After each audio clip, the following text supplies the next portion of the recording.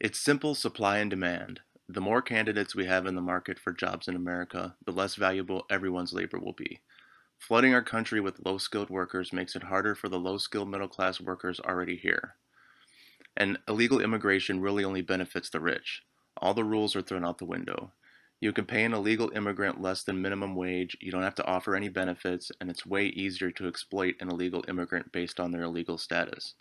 Plus, it opens up and allows for all kinds of discrimination against people you supposedly care for enough to allow to come here illegally. Some might say that they're only taking the jobs Americans don't want, but in my opinion, that doesn't matter. They're still taking jobs. In a time when America is finally starting to come back from the financial collapse of '07 and '08, the last thing we need to do is make it harder for poor Americans to find jobs.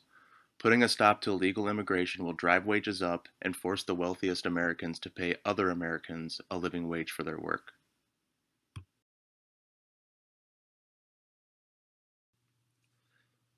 I'm sure you've heard this a million times recently, but you wouldn't allow just anyone into your home, to come and go as they wish.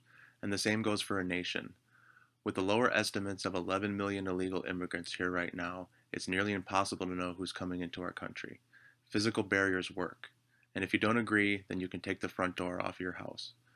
And you can stop comparing this to the Berlin Wall or the Great Wall of China. Those walls were built with the intention of keeping people in, not built for national security reasons as a barrier between countries. The American people have the right to be protected from unknown threats, and with Antifa out on the streets, we have more than enough people out there looking to do us harm without allowing just anyone into our country.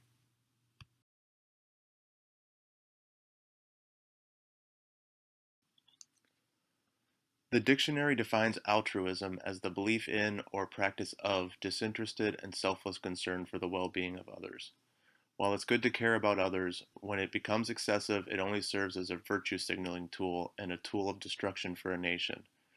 As much as some might want to, we cannot afford to take care of everyone in the world. We just don't have the resources. And before we start taking on a challenge like save the whole fucking world, we have to have our own house in order. The first rule for saving a drowning victim is to push them away if they're panicking. You're not going to do any good if you allow them to pull you under and drown the both of you.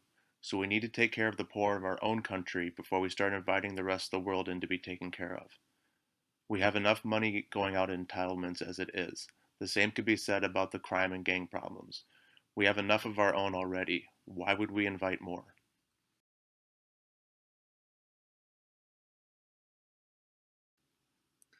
A quick Google search will tell you that there's at least 65 other countries on this planet that have a physical barrier of some sorts on their border. It's standard practice for countries all over the world to build a barrier to protect their interests and their citizens. So if you're the first to start labeling people as racist for wanting a wall, you might want to start with countries like Israel or Morocco. You don't put up a wall because you hate the people on the other side.